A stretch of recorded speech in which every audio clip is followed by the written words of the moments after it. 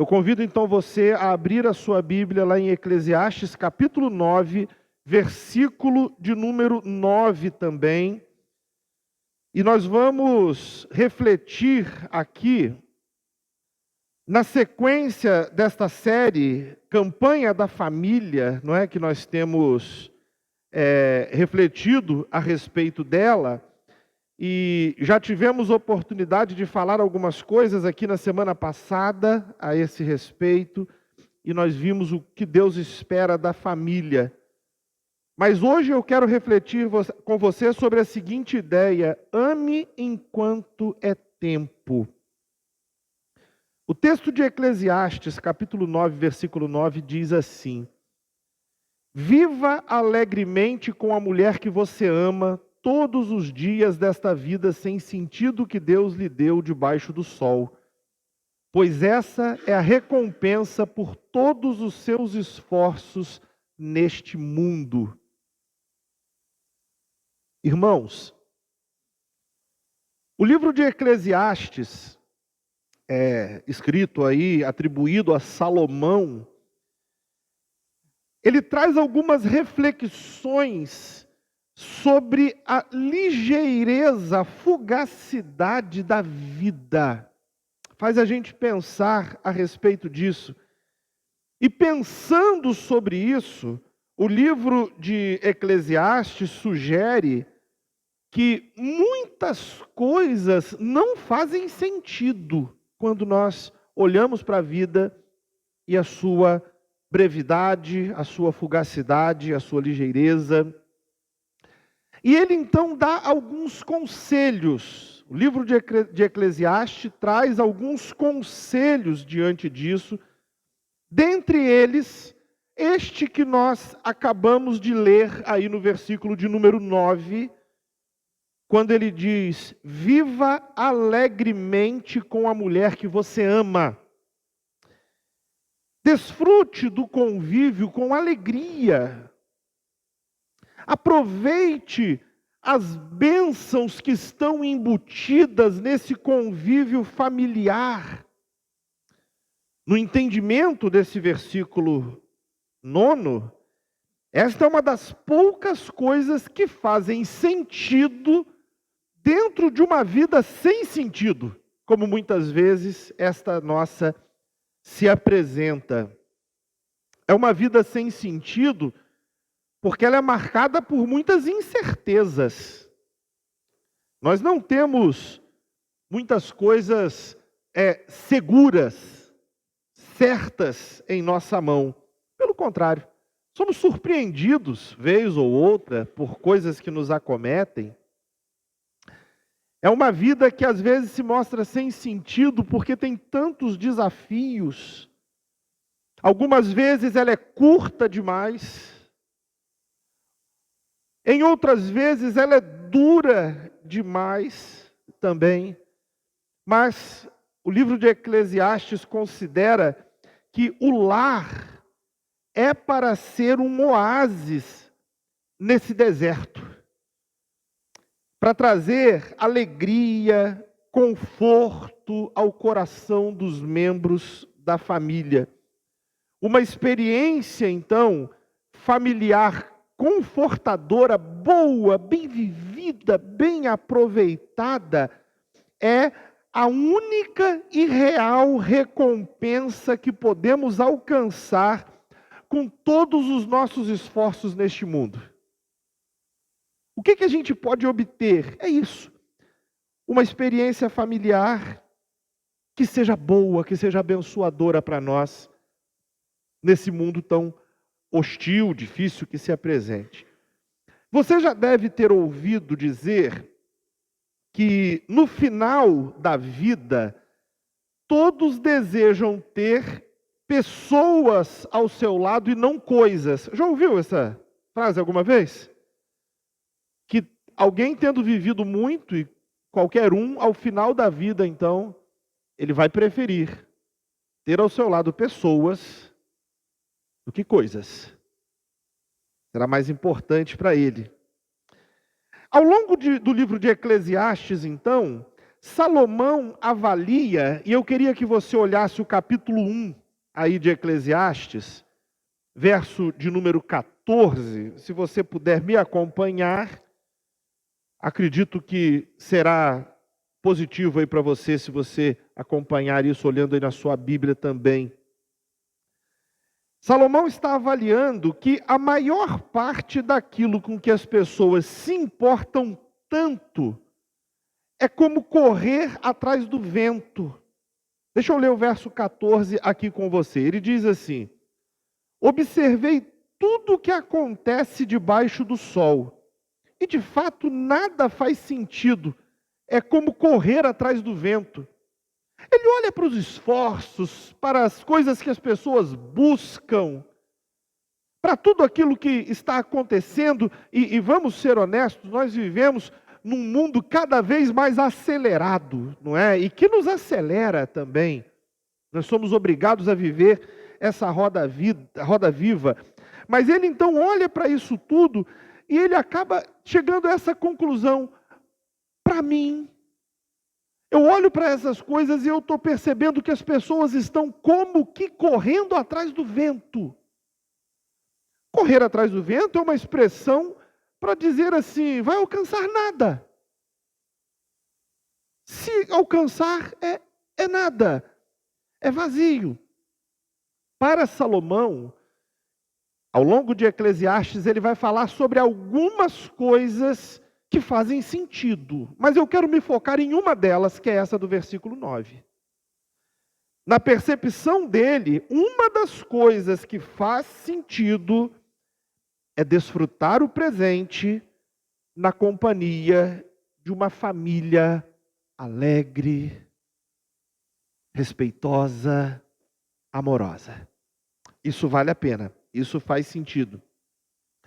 E quando no capítulo 9, versículo 9, ele fala sobre mulher ou esposa, não é? Ele diz que, como é que é a expressão que ele usou ali?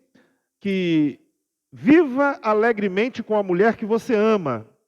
É claro que quando ele fala a respeito disso, nós podemos sem dificuldades entender que isso não se aplica somente a cônjuges. Não apenas a cônjuges. Mas isso tem muito a ver com família como um todo. Viva bem. Viva alegremente com a sua família. A família é uma coisa que existe para que nós tenhamos alegria, prazer, apoio durante a nossa jornada. Seria muito limitado, muito restrito, se nós pensássemos na família como algo que tivesse exclusivamente a ver com procriação. Muito limitado, não é? No mundo animal, basicamente, as coisas se resumem a isso, não é? E você vê, por exemplo, o bichinho lá, que quando por acaso tem os seus filhotes, não necessariamente há vínculos entre o macho e a fêmea para que aqueles filhotes possam prosperar, não é? Vingarem, né? A expressão antiga aí para isso, né? Um termo antigo para isso. E chega um momento também que muito prontamente aquele animal que cuida dos filhotes também os deixa sem qualquer peso de consciência a respeito disso. Mas nós fomos dotados por Deus de coisas muito mais elevadas em termos de sentimentos, de compreensões. A família, então, é algo que deve proporcionar alegria, prazer e apoio ao longo dessa jornada nossa nesse mundo, que muitas vezes é desafiadora, assim, em geral é desafiadora. Se nós pensarmos, por acaso, num casamento, um casamento no Senhor é uma bênção. Olha Provérbios 18, versículo 22, o que diz? Ele fala assim: um homem que encontra uma esposa encontra um bem precioso e recebe o favor do Senhor. Óbvio que Provérbios, quando fala disso, ele tem em mente também aquele tipo de esposa que ele vem exaltando, e ao longo do livro de Provérbios ele está falando a respeito disso, mas a ideia aqui é que quando, por acaso, um casamento se forma, e eu usei a expressão aqui, no Senhor, por casamento no Senhor, refiro-me a cônjuges que têm um coração submisso ao Senhor, rendido a Cristo. Um casamento assim, óbvio, será assim um grande bem, um tesouro precioso realmente. Ter um cônjuge é um tesouro, é um bem precioso. Isso deve ser valorizado. Se você tem um cônjuge, considere-se abençoado por Deus. Considere-se, porque a família foi feita para que essa experiência seja abençoadora. Quando nós pensamos nos filhos também, filhos são um presente ou uma herança. O Salmo 127, no versículo 3, refere-se dessa forma, quando diz: os filhos são um presente do Senhor, uma recompensa que Ele dá. Eles pertencem ao Senhor, que os entrega a nós, para que lhes ensinemos o seu caminho. Antes de tudo, eles são do Senhor. E esse relacionamento com os filhos é para ser também uma fonte de alegria, uma relação de mútua honra entre as gerações. Eu gosto muito de Provérbios capítulo 17, versículo 6,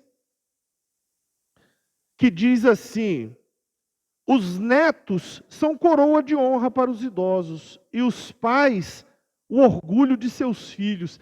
É interessante que ele começa a olhar e mostrar essa coisa entre gerações.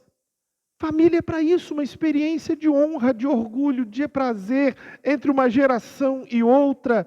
Esse é o objetivo. Enfim, nós devemos desfrutar a nossa família, cada um de nós deve olhar para a própria família e entendê-la, sim, como uma bênção de Deus para nós. Família é bênção de Deus para nós. Muitas vezes difícil, complicada. E a gente vai refletir um pouco a respeito disso.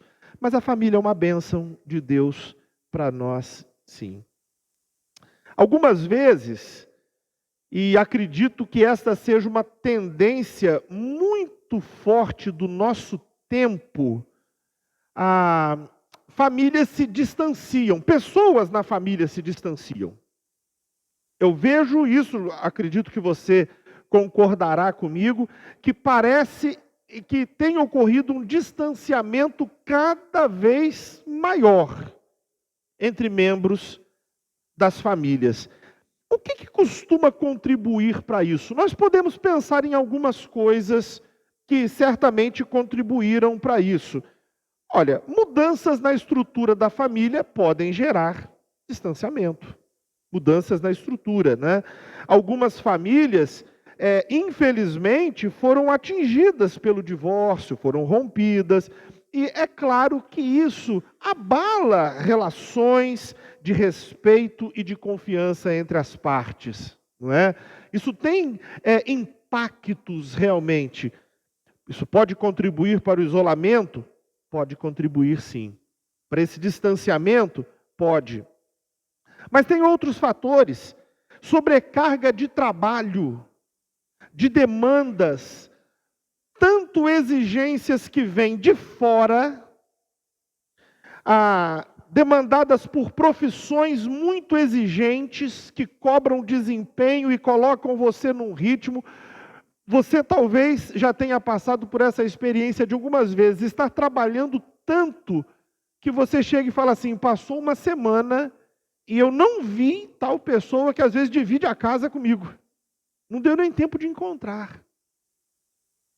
Demandas que vêm de fora estão presentes aí, ou quem sabe, demandas internas mesmo, que a gente se vê lidando com elas, de cuidados com a família mesmo, cuidados com filhos pequenos, cuidados com pessoas idosas na família, seja o que for. E muitas vezes essas demandas, essa sobrecarga, fazem com que também a gente se ocupe tanto e não tenha condições de criar proximidade, o distanciamento pode acontecer. Vou pontuar também que um dos problemas recorrentes é a falta de diálogo também, criando distanciamento.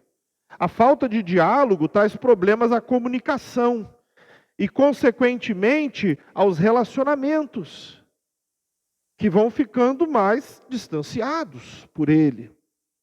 E chega mesmo a afetar a saúde mental das pessoas dentro da família, se isso não for cuidado. Pode gerar distanciamento também as situações de crise. Podem ser crises de saúde, financeira, familiar, alguma situação que estejam vivendo. Fato é que quando a gente precisa trabalhar com a corda esticada por muito tempo, as habilidades nossas relacionais ficam precárias.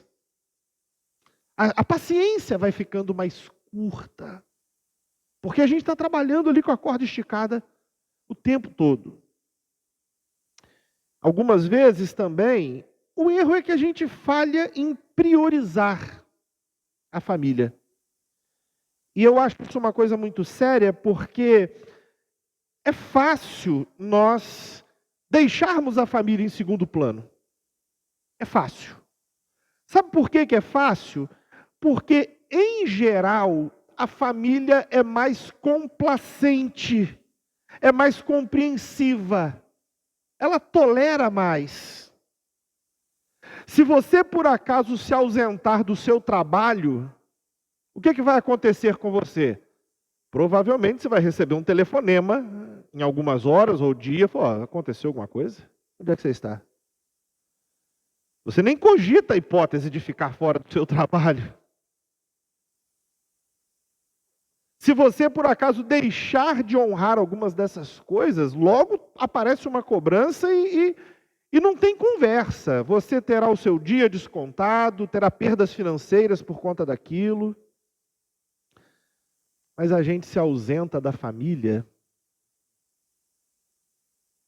e nada acontece no primeiro momento. A família vai esperando, vai esperando. Vai esperando. E ela sofre como que de uma doença silenciosa. Você já ouviu falar em doenças silenciosas? Não apresentam sintomas. Até que um dia ela mostra a cara. Até mesmo insidiosa. Parece que é benigna, mas você de repente depara, não é grave. Mas você só descobriu tarde demais. O distanciamento, quando ele se instala numa família, ele reduz drasticamente a nossa capacidade de enxergar valor na família. A gente começa a questionar a validade dela. Por quê? Porque ela deixou de ser aquela fonte de amor, de alegria e de apoio. Deixou de ser. Porque ela deixou de ser aquele ambiente que era propício para o nosso desenvolvimento enquanto pessoas, nosso crescimento enquanto pessoas. E fatalmente, ela deixa de ser vista como sendo bênção. E pode até em algum momento ser interpretada como sendo um fardo. Não mais uma bênção. É interessante nós atentarmos para o fato de que a nossa família pode estar sofrendo neste momento, enquanto nós corremos atrás do vento. A família em dificuldades e a gente correndo atrás do vento. Qual é o resultado de uma vida em que a gente corre atrás do vento e se esquece da família? Se você corre atrás do vento, tem a chance de um dia você alcançá-lo. Dá uma olhadinha em Provérbios capítulo 11 comigo. E a primeira frase do versículo 29, só a primeira frase, ela diz assim: quem causa problemas à família herda o vento. É o resultado de uma vida inteira correndo atrás do vento. E uma hora a gente alcança isso. A gente herda esse vento. Esse versículo fala sobre quem causa problemas para a sua família. Problemas que podem ser causados por falta de sabedoria, por descontrole, por brigas constantes, ou por não refrear a carne e a gente acaba tendo atitudes nocivas. O texto sugere que estas pessoas herdarão somente o vento, ou seja, não colherão o respeito ou a gratidão dos seus familiares.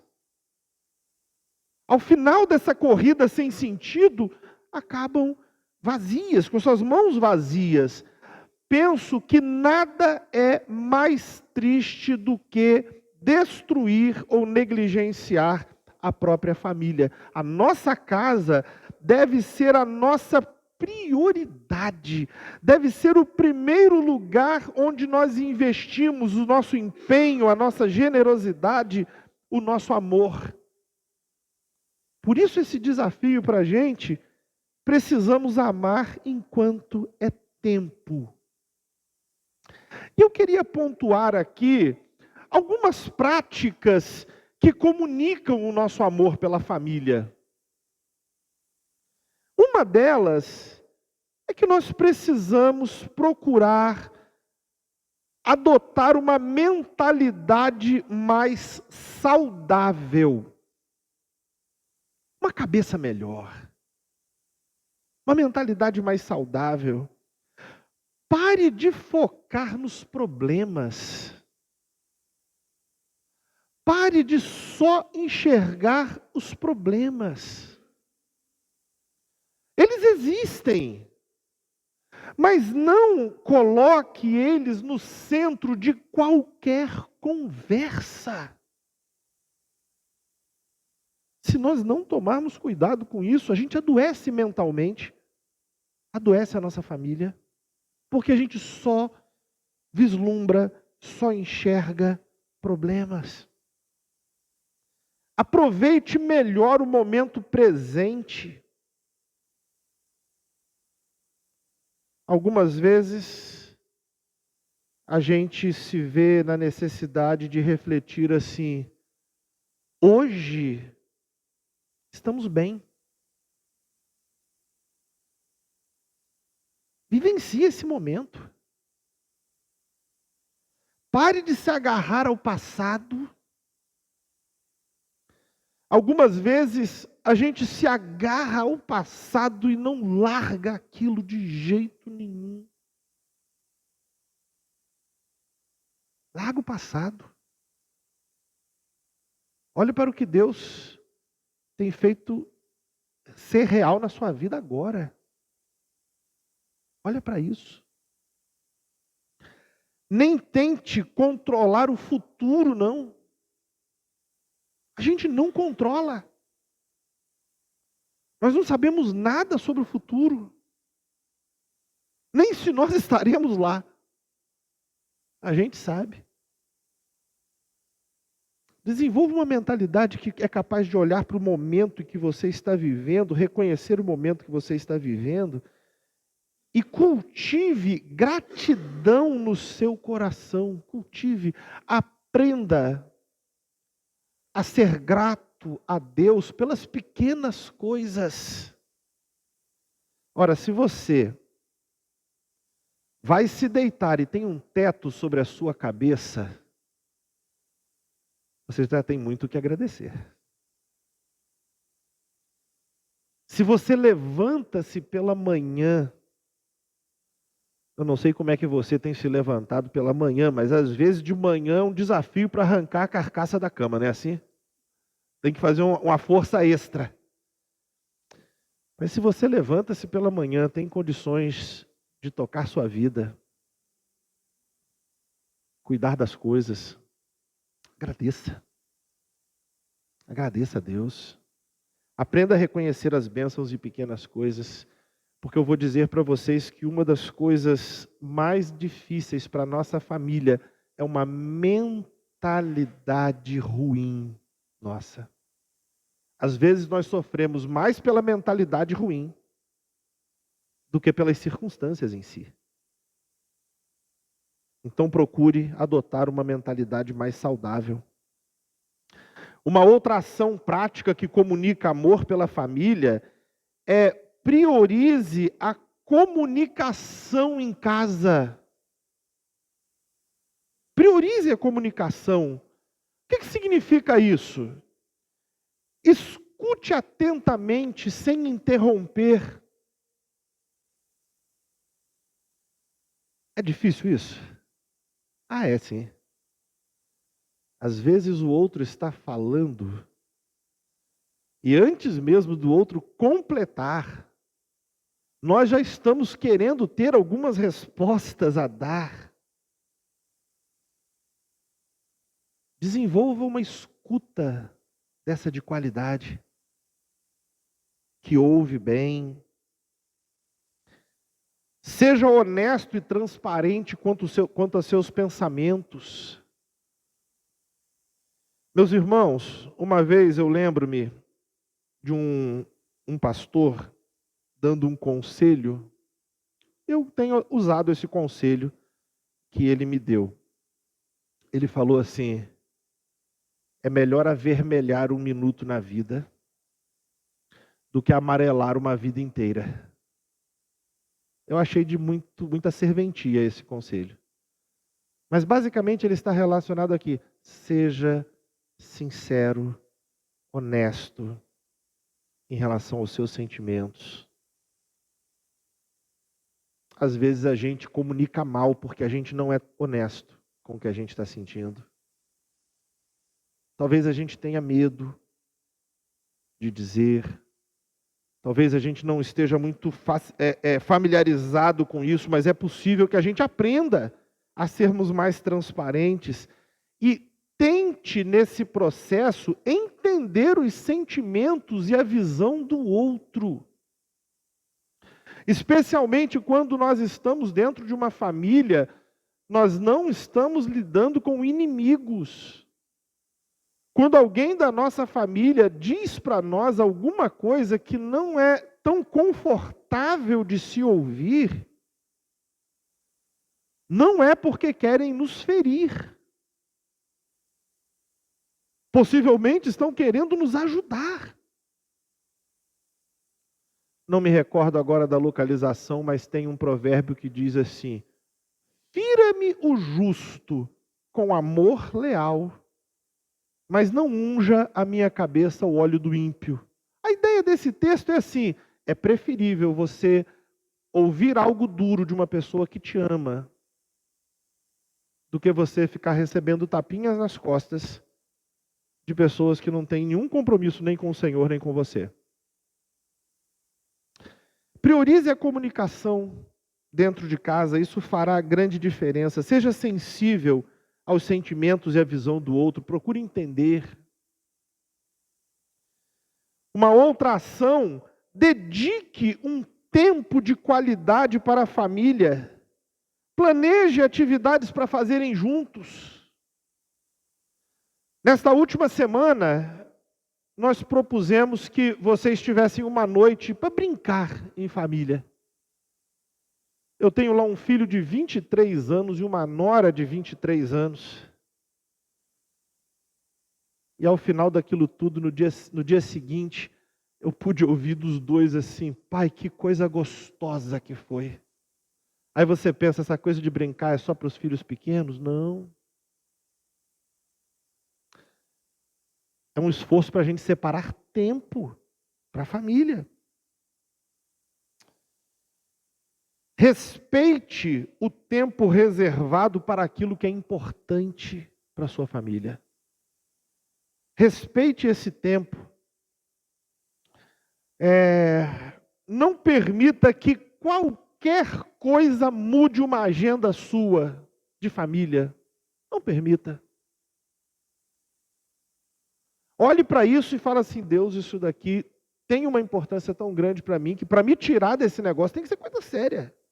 Como naturalmente pode acontecer com qualquer coisa. Até mesmo o seu trabalho, que é muito importante, eventualmente acontece algo tão crítico que faz com que você se ausente. Mas você evita a todo empenho, de toda forma que isso aconteça. Respeite o tempo reservado para aquilo que é importante para a sua família. Conversem informalmente sobre o dia a dia. Vivencie isso. E, finalmente, a última recomendação aqui de ação prática de amor é: use de carinho nos contatos. Procure investir em palavras e em gestos afetuosos. Corre o risco da gente ir abandonando a gentileza ao longo do caminho, né? Eu lembro-me de uma situação engraçada. Eu ainda recém-casado, recebi uma visita de uma pessoa amiga, e aí a Kelly havia entrado para o banho esquecido de levar a toalha. E ela fez uso lá da sua voz: André, por favor, você pode trazer para mim? Ok, levei a toalha.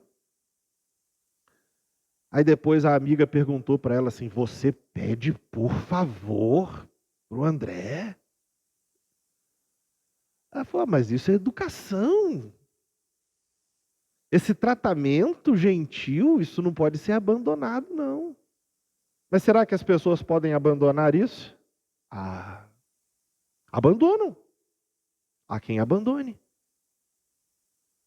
Cultive as palavras e os gestos carinhosos, afetuosos. Mantenha a gentileza mesmo quando discordarem. Eita! Se você é alguém que, como eu, precisa pedir graça a Deus para ser bastante paciente, você vai entender a importância disso daqui. Mantenha a gentileza mesmo quando vocês estiverem discordando. Não é porque a gente discorda que a gente vai abrir mão da gentileza.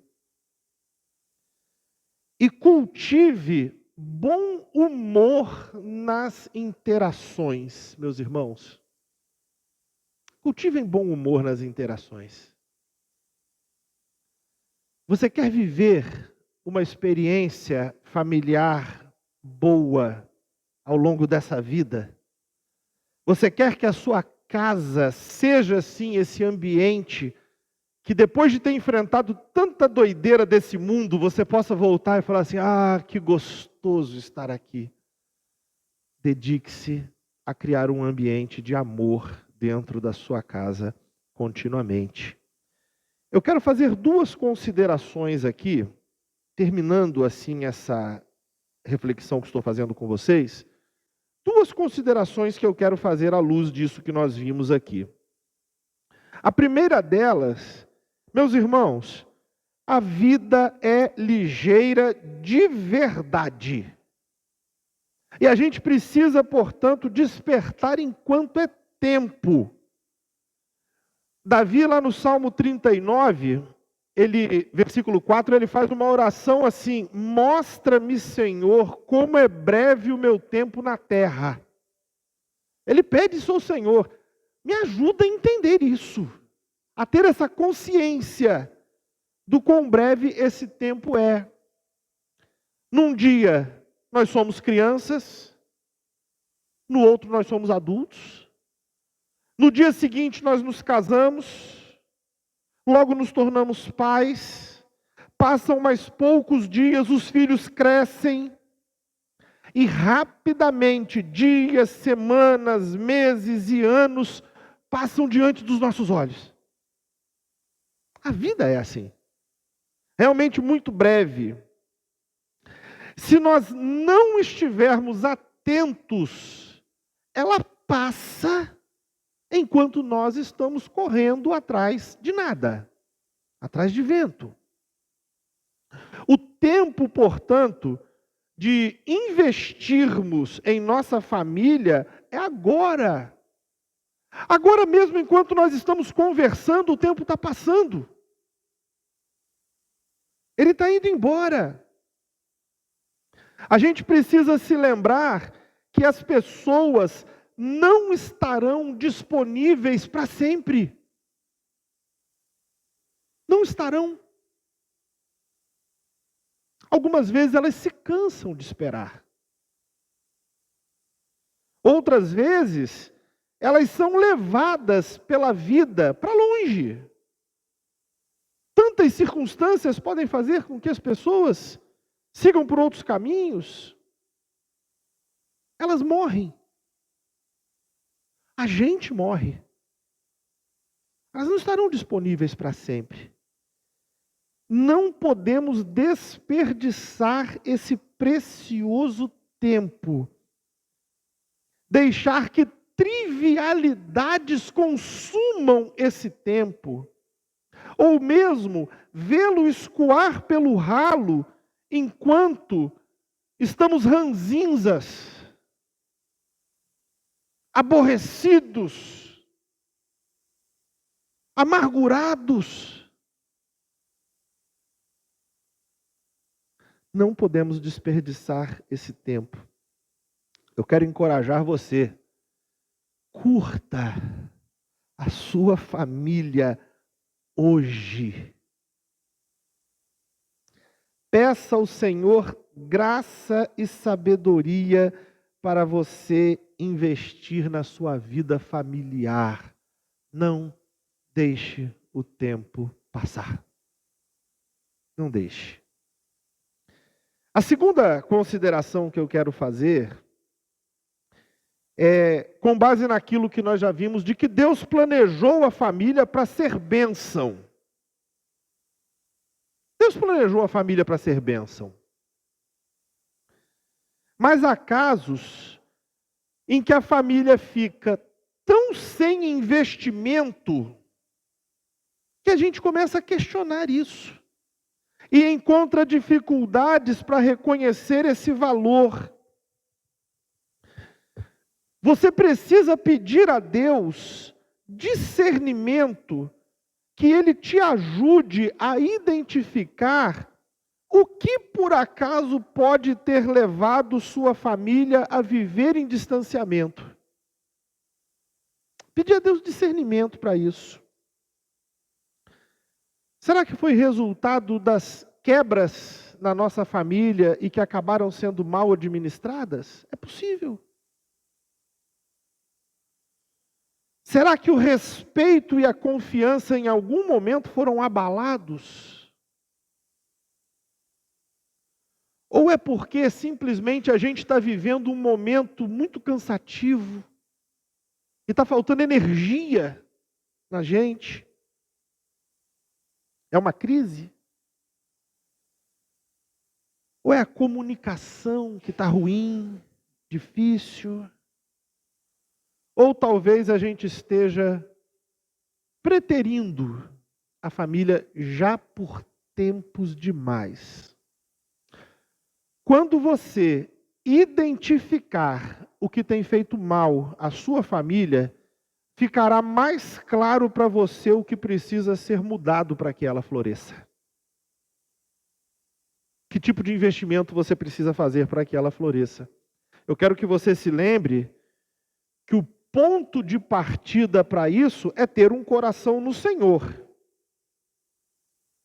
É ter um coração no Senhor. O ponto de partida é esse. Eu realmente não creio que um coração que não esteja no Senhor será capaz de ter o discernimento e a força necessária para poder trabalhar o resgate da sua casa.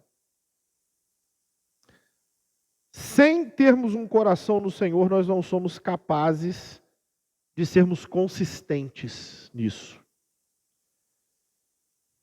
Invista em ações práticas. Como eu espero que possa ter ficado evidente aqui, amor não é conceitual. Não é um discurso. É prática. Comece mudando você. Mude as suas atitudes. Comunique-se melhor com a sua família. Torne-se o tipo de pessoa amável. E eu tenho certeza que se você fizer isso, você colherá não o vento,